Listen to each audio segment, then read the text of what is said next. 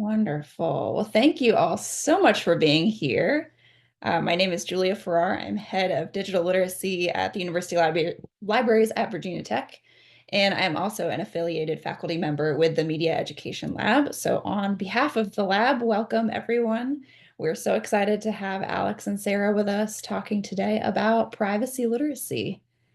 And just a couple small logistics before we get started. You can continue to let us know where you are coming in from in the chat.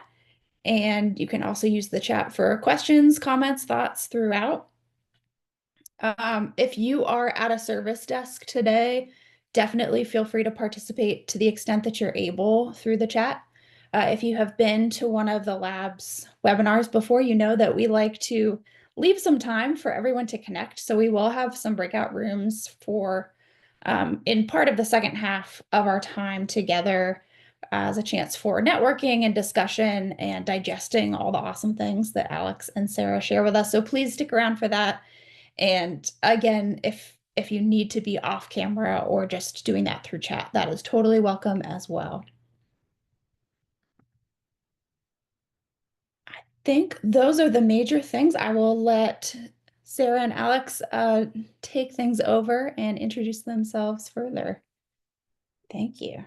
Awesome. Thanks so much for that warm introduction, Julia. And thanks to everyone who's joining us today, regardless of the weather in your locale. We're excited to welcome you to this session, Privacy Literacy, Slaying the Literacy Hydra. As I mentioned in the chat, my name's Sarah. I'm a reference and instruction librarian liaising with the engineering, business, and computing programs at a regional campus of Penn State Berks, outside of Reading, Pennsylvania. And I'm going to open the floor to Alex as well to introduce herself. Hi all, my name is Alex Chisholm, and I am also a reference and instruction librarian at Penn State Berks. I liaise with our science division, so all of our science programs, as well as our first year experience program. We're also going to give you this roadmap to the session that we have together today. We're going to introduce our kind of digital shred approach to privacy literacy work. We're going to discuss how this relates to what we're calling the literacy hydra and make connections across the breadth of different literacies that we work with as library workers and educators, and then talk about some strategies and teaching tips for specifically integrating privacy literacy concepts into your existing work. So what is privacy literacy? Common to other literacies, privacy literacy encompasses knowledge, skills, and dispositions or attitudes. In this case, about personal information and its place in the information ecosystem. For our entry in the forthcoming Information Literacy Handbook, we explain that privacy literacy enables people to protect their own privacy, as well as to anticipate, recognize, and mitigate the impact of personal information profiling on their access to information, goods, and services as a result of algorithmic decision-making and artificial intelligence. Very influential in our work is Thilo Hagendorf's 2018 article, Privacy Literacy and Its Problems. So we really took his critiques to heart early on in the development of our own privacy literacy practice. In this piece, Hagendorf outlines 4 challenges that he observes with contemporary approaches to privacy literacy. First, he observes that there's inequity in privacy knowledge across differences in educational attainment, income levels, age, gender identity, and race or ethnicity. And this inequitable privacy knowledge and inequitable access to privacy literacy learning opportunities compounds these already disparate impacts of privacy harms, which we see disproportionately have greater impact on members of already marginalized, minoritized, or vulnerable communities. Second, Hagendorf faults privacy literacy approaches for this underlying presumption that people are able to make free, rational decisions with respect to their privacy. In reality, we are all subject to persuasive design approaches that engineer our attention and nudge our behaviors with choice architecture. We also experience digital coercion, requiring us to submit to the use of digital technologies in order to access the basic necessities of life, including the social safety net. This is reflected in what Cory Doctorow dubbed the shitty technology adoption curve, which is the introduction and normalization of surveillance technologies among vulnerable populations like migrants, prisoners, and children, before they are refined into luxury surveillance consumer goods. We also all have data doubles, what Shoshana Zuboff called our shadow texts, comprised of consciously given data, metadata, and model data about us that are used as digital surrogates to make decisions about us and our deservedness for opportunities, and over which we really have no control. These dynamics engender digital resignation, privacy nihilism, and what Zuboff called inevitablism or technological determinism. Third, Hagendorf points out that privacy literacy over-relies on teaching techno-solutionist privacy-enhancing technologies and the configuration of privacy settings, overlooking empirical findings about the control paradox, which reveals that people with greater privacy management knowledge are more likely to unintentionally share personal information due to their overconfidence. And finally, Hagendorf critiques privacy literacy approaches for shifting the burden of protecting personal information onto individuals and away from corporations and governing institutions, what he calls responsibilization. Hagendorf concludes his critique with this call to action. The problem is that privacy literacy is often understood as the ability to use software features which are provided at the front end of platforms and services. However, privacy literacy has to be more than just ticking boxes in the privacy settings. Privacy literacy should comprise the ability to consider involuntary information disclosures by other individuals, to be aware of hidden data collections and devices of the Internet of Things, to know about missing privacy by default settings, and so on. We really take Hagendorf's critique to heart and focus on the why of privacy in our education work rather than always focusing on the how of privacy, at least upfront. So we intentionally center the human experience in our privacy work. Our guiding claim is that privacy is about people first, not data or technology. Another framework that's been influential in my own privacy literacy work is Lawrence Lessig's pathetic dot theory, which I prefer to think of as the four regulators.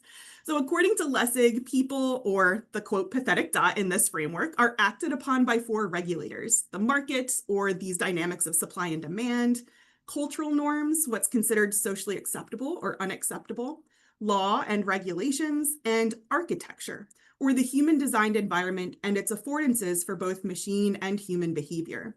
So in Alex's and my 2020 paper for IFLA Journal, we claimed that privacy is a value system before it's a technology.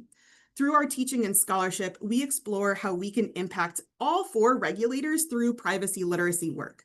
My personal conviction is that the market, law, and architecture are all downstream of cultural norms, which are also more adaptable to a variety of teaching contexts. So that's where I tend to focus my own work. Early in our privacy literacy work, we undertook a literature review to explain what exactly we mean by privacy. Well, that's a question we're still trying to answer 7 years later. The Lit Review did result in this 6 Private Eyes conceptual framework, which we use as a learning object with students, as well as a lens for our own privacy literacy learning design and scholarship. This 6 Private Eyes framework emphasizes the positive case for privacy in the human experience, that privacy protects our sense of individual identity and selfhood. It shelters the activities of our minds and the formations of inquiry, ideas, beliefs, opinions, creative works, and inventions, so intellectual property. That privacy helps us uphold what Helen Nissenbaum called contextual integrity, when the right people know the right things about us at the right time. It protects our bodily integrity, medical autonomy, and spatial privacy. Privacy enables our participation in a broad range of intimate relationships, ranging from friendships, romantic partnerships, and families, to even professions like healthcare, law, and yes, librarianship, which is why we have patron confidentiality. And then at its outermost sphere, privacy allows us to exercise our freedom of association and enjoy group-level privacy in contexts like faith-based communities, sports teams, business entities, political parties, and of course the classroom, while also enabling us to seek solitude and voluntary withdrawal or isolation from social interaction.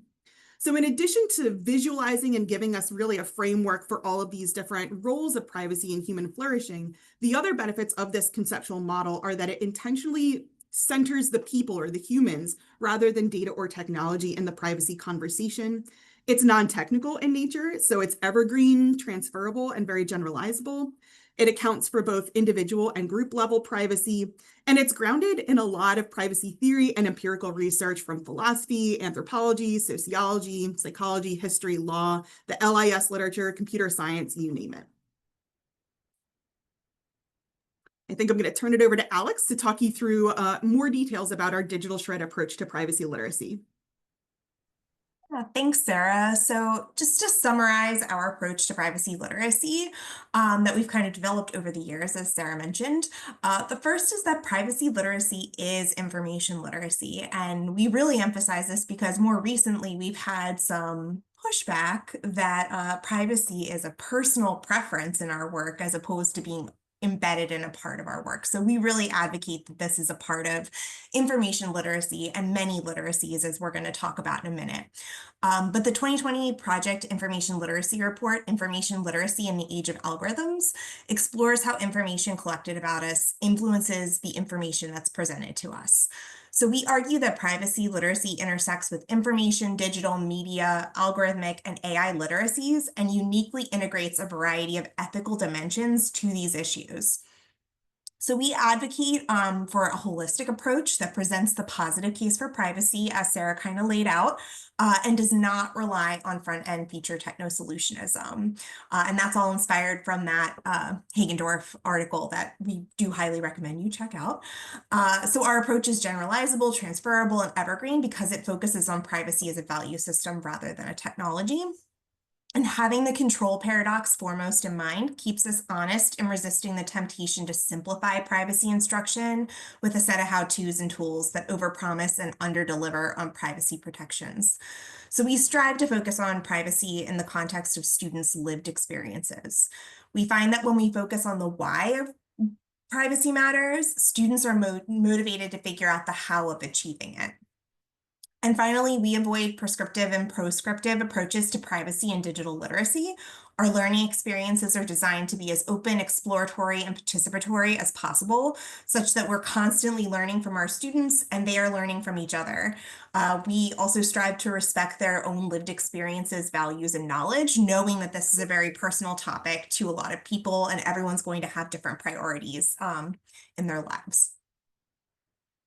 So, to apply our guiding principles in the classroom context, we have some practical tips that are grounded in active learning, universal design for learning, design justice, and inclusive pedagogy frameworks that we just kind of want to share with you before we dive into some of these applications.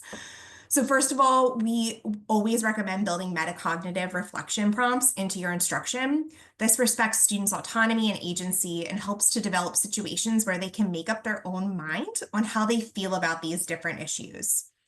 Additionally, we propose including options for anonymous participation and allow any identifiable responses to be optional and not coerced. Privacy literacy often brings up really personal topics, and so we don't like to coerce our students into participation. Using something like a Padlet that allows students to participate anonymously has gone over really well in our experience, and they also appreciate not being forced to share anything personal. Next, we advise using a combination of small and large group debrief discussions to place topics into context, particularly when you gamify any instruction, and we will bring up a lot of examples of some active learning objects that we love using that are kind of gamified. It's really easy for things to lose focus because they can become goofy and fun. And while this is a useful teaching technique, we think that debrief conversations can help make sure you drive the point home and that you're hitting the mark in what your learning objectives were. And finally, we suggest embracing intellectual humility in your teaching practice. Privacy is an all-encompassing issue, and there are so many things that can come up in discussion. And we realize that none of us will know everything. And this is what's so intimidating about privacy literacy for so many librarians. We found that being honest with students goes over really well, and they appreciate the vulnerability. So don't be afraid or intimidated by privacy topics. Just embrace the fact that you may or may not know details about everything that comes up in a class session. Your students will value your transparency and willingness to learn with them as intellectual partners. Plus, the more you actively teach and explore these topics, the more agile you're going to become facilitating these learning experiences. So at this point, you might have caught on from everything Sarah said and everything that I'm mentioning that teaching privacy can be a total bummer. It's not uncommon for students and instructors to feel a sense of cynicism, nihilism, and despair when thinking about how difficult it is for us to have any control over our personal data flows. This is a condition that we call digital resignation. So some strategies that Sarah and I have used to lighten both our moods and students' moods in the classroom is to incorporate gamification, simulation, and satire into privacy literacy learning activities. So again, I already mentioned this, but a cautionary note, we endorse active learning approaches, but we feel it's essential to use those debrief discussions to contextualize the activities within larger theoretical or topical contexts. So just make sure that you center your pedagogical purpose when you're utilizing these tools and debrief with your students. So in our next section, we're going to introduce learning object exemplars that Sarah and I have utilized in our privacy literacy practice. But now let's dive into our exploration of how privacy intersects with and connects to a multitude of literacies that we encounter and are expected to address as librarians, or what we're calling the literacy hydra. So in today's complex information ecosystems, librarians are increasingly tasked with addressing a multitude of literacies, everything from media to AI literacy, right? As we strive to educate our user populations and demonstrate our value, that's a constant challenge for us. I know that probably sounds familiar. This growing list of literacies can feel overwhelming and maybe even a little out of scope at times, potentially contributing to imposter syndrome and even burnout when you're trying to keep up with everything. So this is what we're calling the literacy hydra, the librarian's many-headed beast of literacy responsibility, right? So Sarah and I believe that privacy literacy is an all-encompassing literacy that intersects with the wide array that we are expected to address and encounter as librarians in our work. There are so many strengths to the privacy literacy approach, with one of the biggest being its ethical grounding and our professional core values. So there's a really strong argument for why we can be responsible to address all of this as librarians. For this exploration, we're going to use a real-world framework from our state library organization in Pennsylvania, the PA Forward program, which encourages libraries to establish a focus on key literacies in their community engagement efforts. The PA Forward framework encompasses basic, information, civic and social, health, and financial literacies. So this is just a singular, authentic example of a literacy framework that could be encountered in a librarian's work. We encourage you to explore the frameworks that might exist within your local context to see how you can connect privacy literacy to your work. So now we'll walk you through some practical applications of privacy literacy from our original programming that intersects with these various literacies in the PA Forward framework. All right, so first is our foundational privacy workshop that's embedded in our first year engagement program. In this workshop, we introduce students to the current digital privacy landscape by exploring personal data collection through the data economy and surveillance capitalism. So in the privacy workshop, students learn about their personal data, how it's collected, and its potential uses. They reflect on how these practices impact their personal lives and society as a whole, and they discuss how they can make informed, intentional choices to safeguard their privacy. So this workshop intersects with information, digital, and privacy literacies. In the context of PA Forward, we consider this a component of critical information literacy. The next workshop under our critical information literacy umbrella is For You, Algorithms in the Attention Economy, which takes a new spin on media literacy and fake news workshops to approach these issues from an algorithmic literacy perspective. When looking at our current information ecosystem, the most fascinating and pressing issues to me were steeped in the increasing algorithmic influence over our everyday technologies and tools, which inspired the workshop. So in this workshop, students learn about algorithms and examine how they shape their online experiences. They reflect on how their personal data and online behaviors impact how they receive content, and they explore ways they can build algorithmic awareness and take back control of their attention. So this workshop intersects with information, media, algorithmic privacy, and even health literacies. In the context of PA Forward, we categorize this under critical information literacy. Much like the foundational privacy workshop, 4U is embedded in our first year engagement program here at Penn State Berks, where we reach hundreds of freshmen each fall with these 2 workshops. Now I'm going to turn it back to Sarah to talk about a few other privacy experiences we offer. So no doubt you've heard about AI literacy. It's come up a couple of times just in this workshop, and we approach AI literacy with a privacy lens in this workshop: hidden layer, intellectual privacy, and generative AI. The workshop is designed to foster a theory of machine mind in students, comprising mental models about how large language models work, a facility for human AI interaction with AI prompting, and a disposition for critical thinking and ethical reasoning about the human-centered use of AI and its output. In the workshop, students are invited to interact with generative AI to explore its possibilities and limitations in a Think, Pair, Ask AI Share activity featuring an original prompt design framework. Students participate in a lo-fi hidden layer simulation that has them perform the statistical analyses of hidden layer nodes to identify the next token in a given text. And they discuss the intellectual privacy implications of generative AI and evaluate its impact on human agency using case studies with an original agent impact matrix for artificial intelligence, or AIM for AI framework. And we would again situate this in the critical information literacy facet of the PA Forward program. With our digital shred workshop, which we kind of think of as our most traditional privacy literacy workshop, we're introducing digital literacy with a privacy focus, in which we discuss how to effectively find, evaluate, use, and create or curate digital information about oneself. In this digital shred workshop, students reflect on their own digital privacy priorities and risk areas, apply a growth mindset to critically examine their digital footprints, identify the need for any corrective action, and develop a personal data integrity plan. And you may have noticed we're using the PA Forward framework to guide our discussion of privacy literacy and the literacy Hydra today. Alex and I are a huge fan of using authentic frameworks that are kind of real-world artifacts in our teaching. So in this workshop, our damage assessment activity is actually adapted from another real-world artifact, and that's the Intelligence Community Directive 732, or ICD 732, which is what our intelligence agencies use when they suspect that there may be a sensitive data breach going on in the government. I'll turn it back over to Alex to talk more. All right, so our next workshop that we're talking about is our data justice workshop. This is where we explore civic and social literacy through a privacy lens.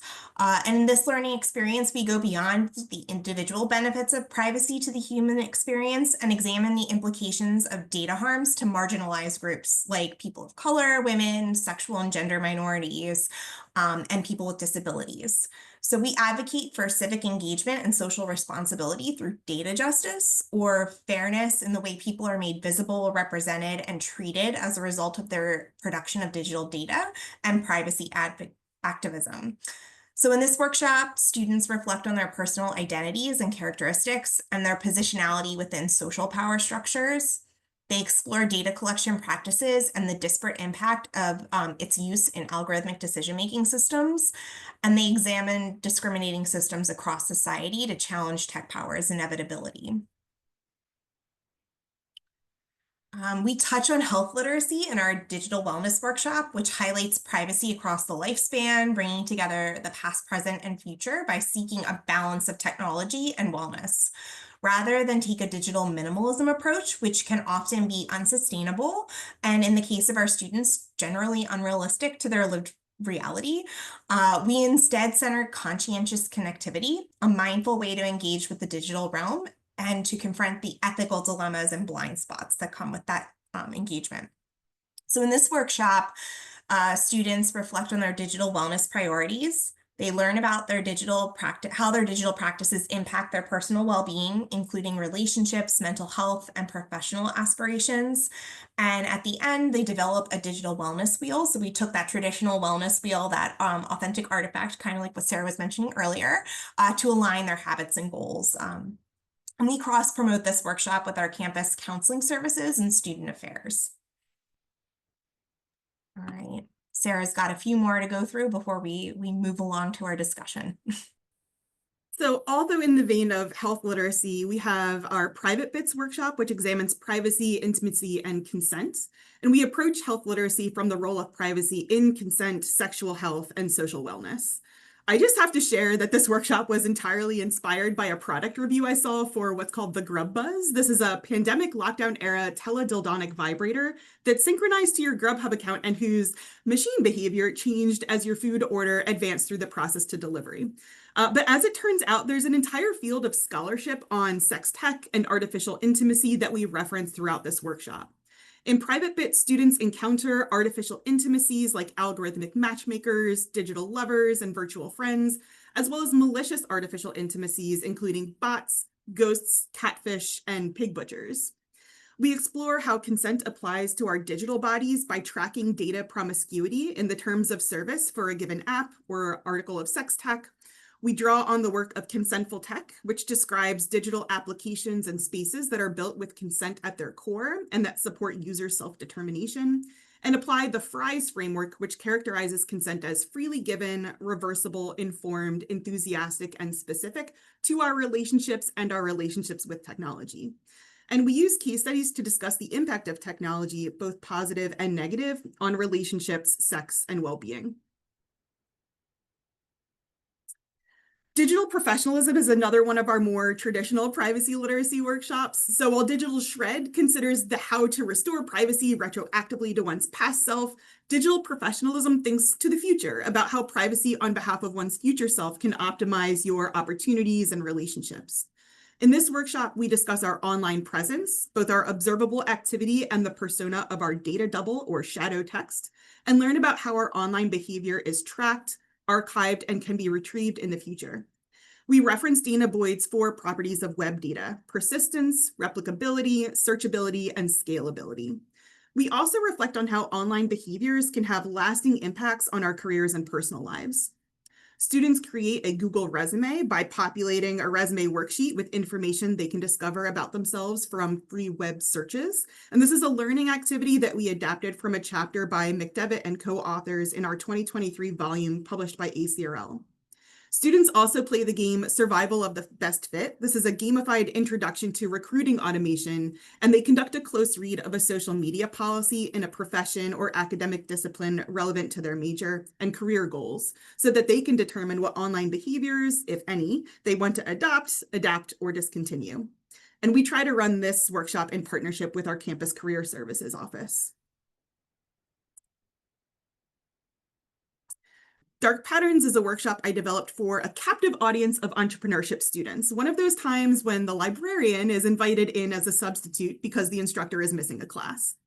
This workshop introduces Shoshana Zuboff's theory of surveillance capitalism, Oscar Gandy's discussion of the panoptic sort, deceptive design practices or dark patterns, and the business model of data brokerage to explore business ethics through a privacy lens. Students learn how companies make money from data collection practices, explore how interface design can influence our choices and behaviors, and discuss business ethics regarding privacy and big data. We warm up with reflection stations, exploring how data is monetized, examine the data collection built into the design of luxury surveillance goods using Mozilla Foundation's Privacy Not Included guide, and encounter deceptive design in a series of gamified dark patterns activities.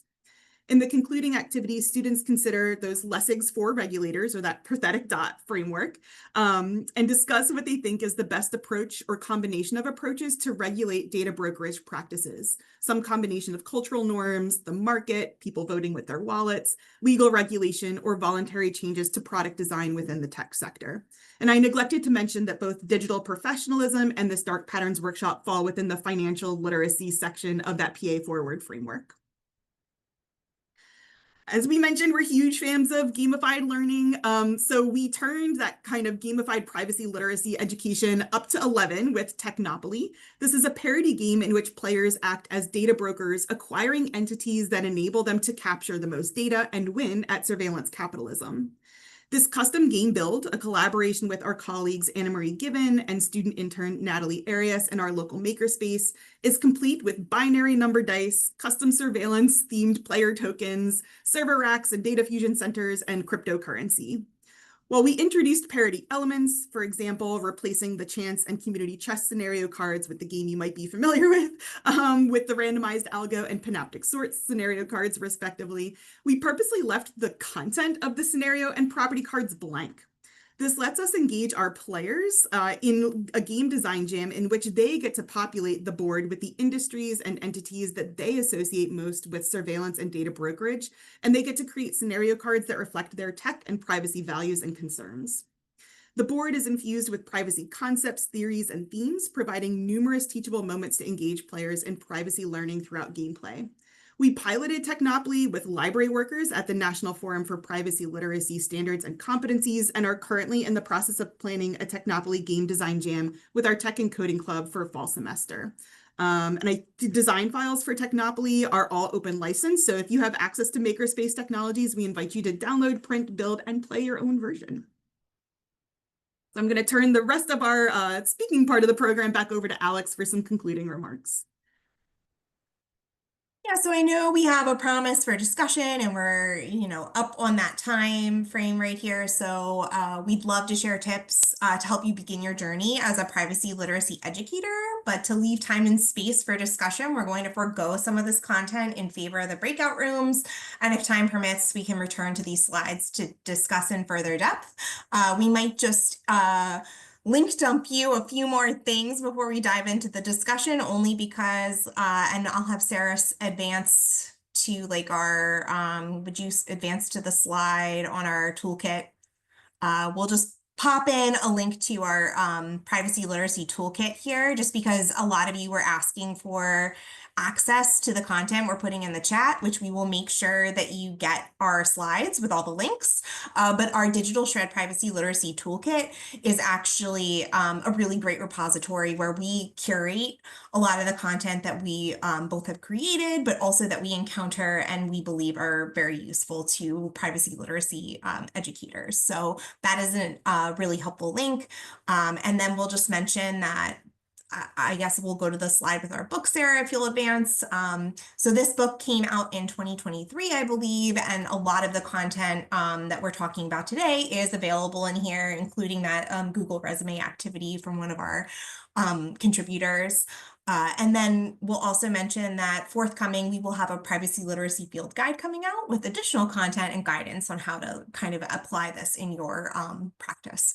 So if you'll advance one more slide, this is our discussion questions for the breakout rooms that Julia will be putting us into. And I can actually drop, oh, Sarah got those questions into the chat, just so that you have them before we get put into breakout rooms. But Julia, I guess I will pass it back over to you to organize this section.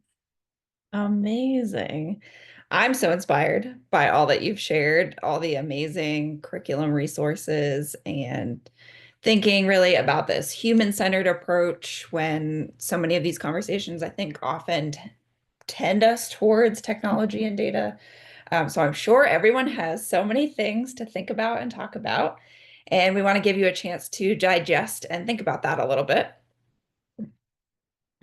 So we are going to go into just a couple of rooms, and we'll take just about 10 minutes, have a quick introduction to each other, and then answer these two questions to the extent that makes sense for you. And then we'll come back together for wrap up, further Q&A. And if there's more that you want to share, Alex and Sarah, for your tips, we can definitely do that as well. So we will head into rooms that should be open now.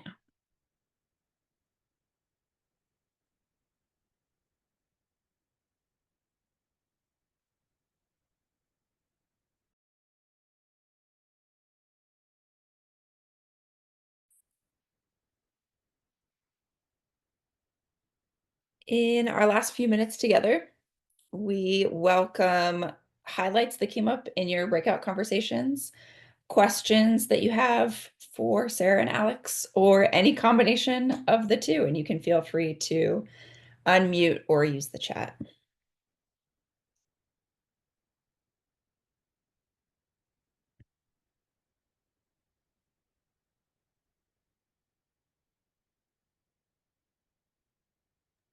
I'll just say we just basically went around and introduced ourselves and kind of pinpointed where we were on this privacy literacy journey. So that was kind of all we got through. And some people are very much beginning, and a couple of us had already been to Sarah and Alexandria, a workshop of yours, and were thusly inspired and talked about some of the things that we had done, successes, failures, that sort of thing. So that was what our discussion was.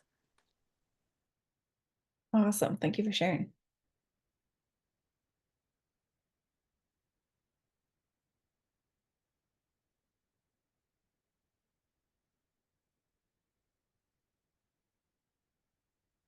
Well, I mean, we had the teachers in our room, but they did not inhibit discussion, they enhanced it. Yeah, I mean, we were able to talk a little bit about these sort of like interdisciplinary ways that we might have like multiple types of students, and some different avenues for reaching students who are non-technical, and maybe not at that like really in-depth research like levels yet. So it's always just nice to have lots of examples that both Sarah and Alexandria were able to provide, and like trying to get my head around so many different literacies, and also how they all intersect, but not like, you don't want to overwhelm students by like just info dumping on everybody. So yeah, that our group was able to talk about some examples of how we might be able to apply some of these different examples and approaches and workshops.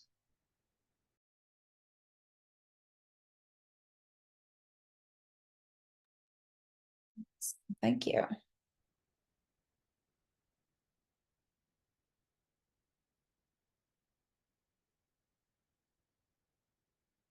I have a question, Sarah and Alex. I'm curious, when you talk about like the PA forward framework and connecting to other frameworks, is that mostly an administrative tool and like a tool that you use to make those connections to communicate your work, or is that something that you do interface with students? Does that make sense? Kind of the role of connecting to different frameworks.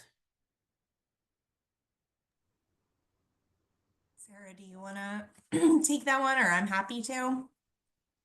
I can give my perspective and then definitely give your perspective, Alex. So I would say yes. It has been useful to have these kind of third-party frameworks to communicate up our reporting structure.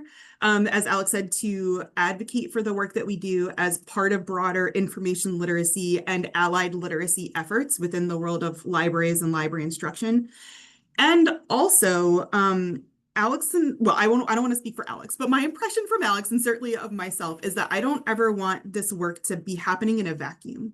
And I think this speaks really to what Chris was mentioning earlier, that we're trying to meet students where they are and demonstrate to them how privacy related thinking, dispositions, considerations relate to anything else that they're studying or are engaged with, you know, in a current or future professional capacity. So being able to create these linkages and demonstrate these linkages between the privacy literacy and related ethical work that we do and existing frameworks across other disciplines has been really useful as a teaching tool. And again, as a way to kind of not literally scaffold in like a building block, you know, model, but build out our privacy literacy practice, which started with that single foundational workshop. And then as we developed that 6 private eyes framework, we were able to see the way that privacy kind of manifests in a hidden way in so many other dimensions of society, of academic scholarship, and sort of all these other areas. So that's how we were able to build out our entire workshop series using that framework concept as a learning design tool as well. So Alex, feel free to jump in. No, you really encompassed all of that really well. I will say that something like the PA Forward is less focused towards students, obviously, and that really more is like a demonstration and illustration of how our I mentioned this, I alluded to it earlier, like the privacy is like a personal preference. This really demonstrates and illustrates in a very real way that this work is integrated into librarianship. But yeah, no, using the authentic frameworks, it just makes it more, well, I'm repeating myself now, but it makes it more authentic to the student experience. So I agree with everything Sarah said there. That makes sense. Thank you.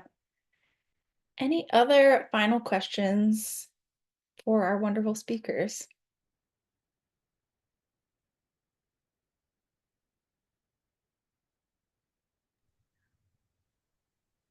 I don't want to interrupt if there are questions, but one thing we didn't get a chance to do is share the toolkit, and a question did come up in our breakout group. I don't know if I could share my screen real quick just to demonstrate. Yeah, that sounds great. For anybody who, let me scroll back to the top here, but for anybody who is interested in trying to find disciplinary connections, whether you're like a liaison librarian or you're just trying to find how privacy kind of connects to different topics and areas that you cover, our toolkit is designed to kind of support educators, like we mentioned. So there's obviously, you could come in and take a closer look at teaching materials. Specifically, the how-tos and toolkits are really like how you protect your privacy. We don't like to develop worksheets and flyers for that because it's a constantly moving target. So this is a way for us to curate the existing materials that are out there in the world. But case studies in particular are really helpful to kind of get your finger on the pulse of how these issues intersect with a lot of current issues going on. And so you can come in and kind of look based on what your liaison area may be or what area you're looking to kind of connect with. You could come in and look at some of these subcategories, whether it's education or, you know, maybe you're working with criminal justice field or whatever it may be. We have a lot of different areas that you could come in and kind of like explore. Obviously, you can also use our search feature to search for different topics. And then for those of you who are trying to kind of build a self-efficacy, this is designed to help with that as well. So current awareness tab really is taking you to different media outlets that might support, maybe you want to follow, like say the Markup is one of our favorite. Wired is a good one, 404 Media, but there's different outlets that might help support you with your current awareness. The digging deeper is really about scholarship. So Sarah and I like to ground a lot of our stuff in privacy theory, as you might have noticed. And so this is where we would curate a lot of the privacy scholarship that we either are inspired by or are reading currently. So I just wanted to make sure I mention this only because there's a wealth of information on here. It's too much to really go through it all, but I did want to mention that this is particularly useful when you're trying to figure out how it intersects with maybe some of the areas you work with. I will get off my soapbox now. Sarah, if I neglected to mention anything about the toolkit, let me know. No, that's great. Thank you so much. I was back channeling, and I don't necessarily want to identify the person who asked this in case they prefer to remain anonymous, but I did just want to acknowledge that some of the work Alex and I have been doing recently was being funded by an IMLS grant. So the question was surrounding the termination of the grant and how that might impact our work.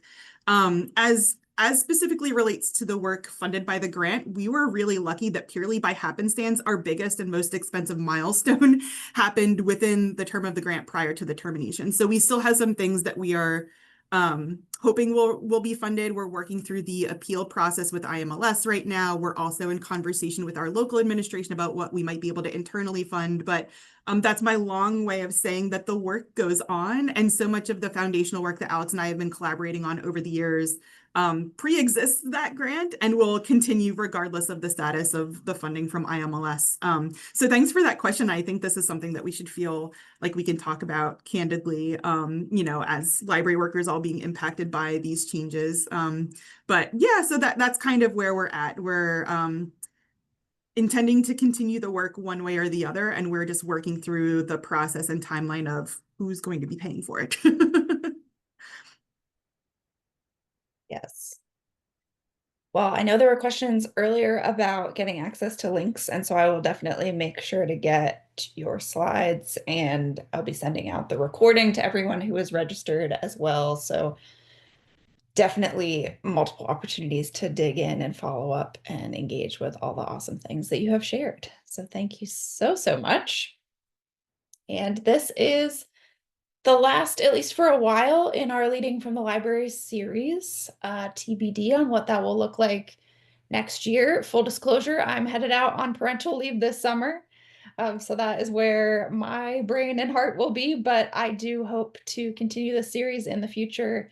And so if that is something that anyone in the Zoom room is interested in, wants to talk more about, has ideas for, that's something I'm certainly very open to. And you can also feel free to keep in touch with the Media Education Lab as a whole. We have not too much coming up that's scheduled right now as the semester draws to a close, but I know that there will be more programming that will pop up this summer and then certainly as we get back into the fall. Thank you again all for being here and enjoy the rest of your days. Thank you so much.